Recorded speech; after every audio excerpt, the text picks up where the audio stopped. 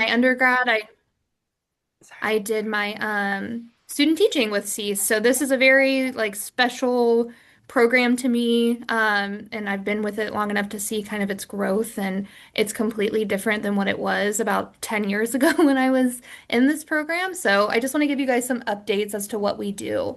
Because I feel like a lot of people don't know about our high school program. So um, go ahead and get started. So, before we get into everything, I just wanted to give everybody an update about our agenda. I'm just going to do a brief overview about the IDD Ed Center, and then we'll get into pre-apprenticeships, and then some other services that we have here within CEES, such as our individual programming and our summer programming as well. Okay. So CEES lives under the IDD Education Center within the University of Cincinnati, and we are located within the School of Education in the CECH College. And as some of you know, or if you're new to the IDD Ed Center, we have an adult day program, which is our Impact Innovation program. We have a post-secondary program, which is our Transition and Access Pathways program. And then here is CEAS. So CEAS is our high school transition program for students 14 to 22. We support students in gaining internships experiences. We support self-determination skills, as well as providing vocational and social communication skills. And then recently, we just started doing, in the past 2 years, started piloting some pre-apprenticeships, which have been very successful.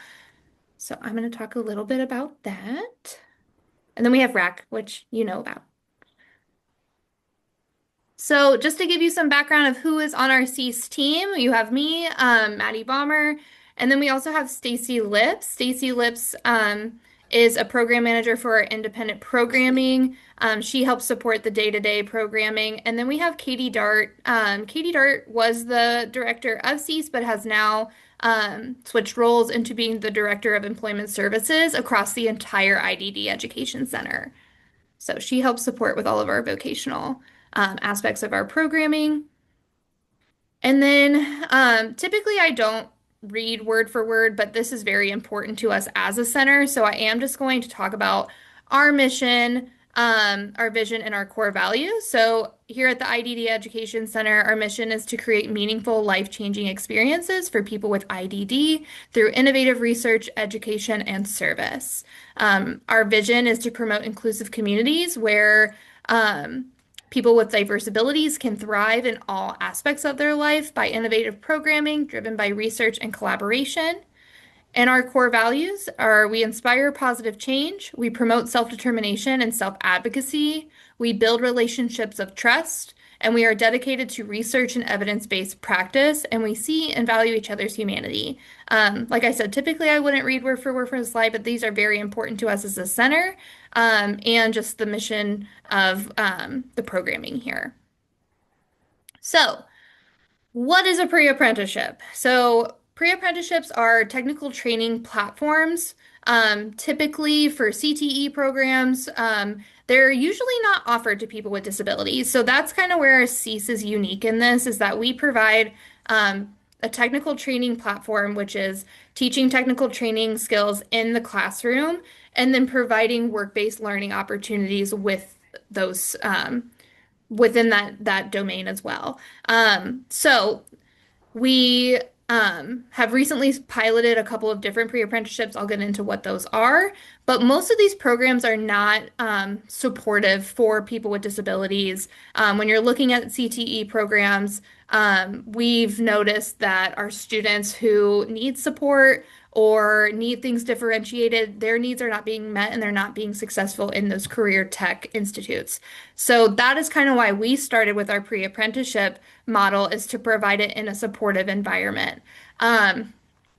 So our technical training, so whatever domain the student decides to participate in the pre-apprenticeship, they're being taught by pre-service teachers, content experts in that field, and they're in a classroom environment where, like I said, the content expert and the special education pre-service teacher are collaborating to make the content more accessible. Then we provide our work-based learning opportunities. So students are engaging in a variety of work-based learning opportunities, either all over campus, virtually, and with our community partners. And like I said, we are a more supportive environment. So we have our SPED majors, we have our near peer support, which is our college students that are working with our students. They're specially trained to work with this population. We also have a lot of pre-service OT, PT, speech, just to help support the students in progressing in these skills, as well as just helping bridge any gaps to help these students be successful in their pre-apprenticeship. And then the other aspect about pre-apprenticeships is students are exposed to just a variety of different careers. We have a lot of students that come in and it's funny. It's very much like I know what I want to do and this is what I'm doing, or the other half is like I have no idea. So really just giving them the space to explore here on campus in a safe environment where they can walk away and be like, wow, this is not what I want to do now that I've had the experience, or on the other end, get really excited because they've actually been able to try their interest. Also, I feel like what kind of sets our program apart is the access to self-determination curriculum. This is a research and evidence-based practice, so students are engaging in goal setting, goal attainment, and self-monitoring their goals while they're here on campus with their near peer support or their teachers. So right now, CEES offers three pre-apprenticeship pathways. We're in the process of adding some more, but right now we have engineering, information technology, and hospitality. So our pre-engineering excuse me. Our pre-engineering offers hands-on training in engineering basics. When you're looking at all of these programs and pathways that we offer, it's very much just like an entry to these fields. But that being said, the engineering pre-apprenticeship pathway has very rigorous and demanding curriculum. Students are learning how to draft and how to do computer-aided design, 3D printing. So it's really interesting the things that they are doing in there, and especially we know that our students are not don't have access to STEM curriculum, that this is kind of like innovative that we're providing this because a lot of these students have not had access to any STEM education as early as like third grade. They've been left out of that curriculum. So um, we also offer information technology. This is very, like I said, an entry um, into, sorry, I'm losing my words, into data management. So hardware, software, and data management. Students are learning the foundational technical skills in digital literacy, IT, support, cybersecurity, and software. So like I said, students are learning computer hardware, software, networking basics, and data management. And then we offer our hospitality pre-apprenticeship. So this is foundational training and customer service in um, food and beverage, travel and tourism, and accommodations. And so students are, when they're here on campus, they actually are engaging in these work-based learning opportunities on campus in our with our community partners in those food and beverage sorry, there is somebody yelling behind me. In those food and beverage fields, travel and tourism, or accommodation. Okay. And then Cease recently, about a year and a half ago, actually a year and a half ago, we started providing individual programming. So typically our individual programming is a comprehensive transition service. Now these are for students typically who have met graduation requirements. In their home district, but are looking for an outside transition placement in a community integrated setting.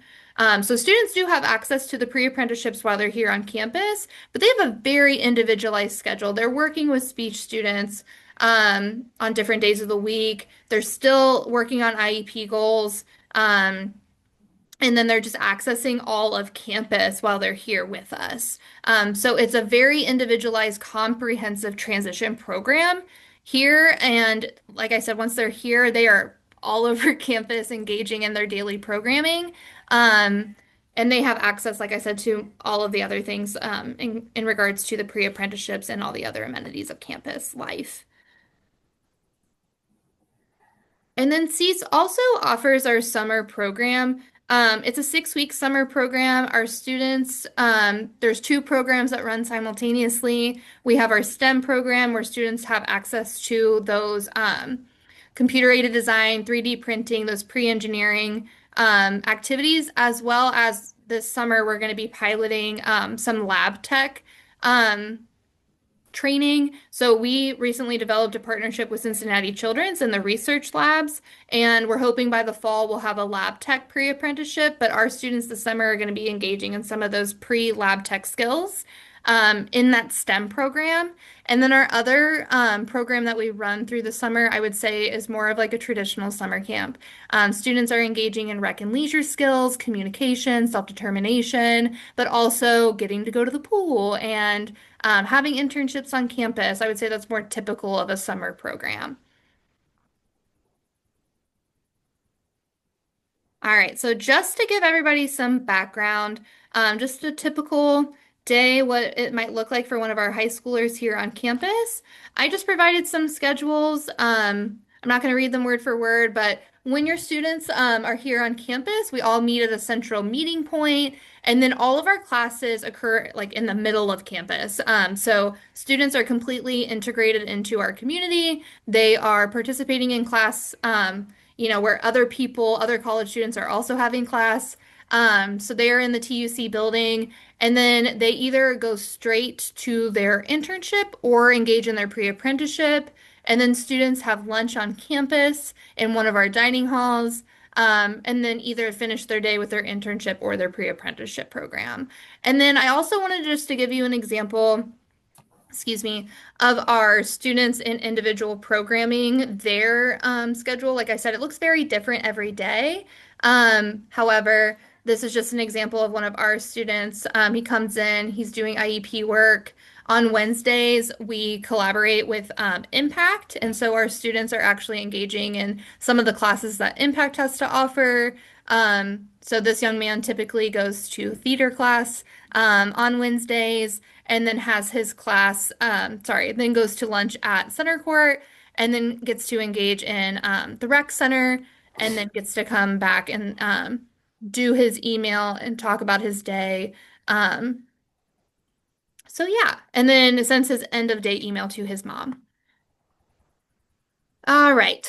So I'm just going to talk a little bit about what are the benefits and to the district and the families. So to engage in our pre-apprenticeship program, it is $3,000 a semester per student. However, when they're engaging in this programming, students are earning all 12 points towards alternative graduation. So when you think of your students who might not be successful in taking the OGT for graduation, or students who do not meet requirements for alternative assessment, them engaging in this pre-apprenticeship gives them all 12 points towards graduation. And then on top of that, your students can earn more seals in those IRCs. So if they're in hospitality, an example of an IRC would be Serve Safe. If your student's engaging in the pre-engineering, they would take the CSWA. And those are just those industry recognized credentials. And then when your student participates in this pre-apprenticeship, passes the pre-apprenticeship, you actually get a $1,200 kickback from the state for participating. So I feel like that's pretty advantageous from the district to help provide these services to our students. And then just being on a college campus, being out of that high school bubble is going to be really beneficial for students. We've seen tremendous growth in our students. And it's also just nice because students have the opportunity to be in a community integrated setting outside of that high school bubble. And if any, like, we have specially trained staff, but it gives them a safe place if any behaviors happen or just things that might not happen in a high school environment because it's familiar. Being in this different environment, things come up and it gives them an opportunity to safely work through those things while they're here on campus. Students are also working with college students their age. I unfortunately am getting older, and I am getting less close in age to these students, so I'm no longer cool to them.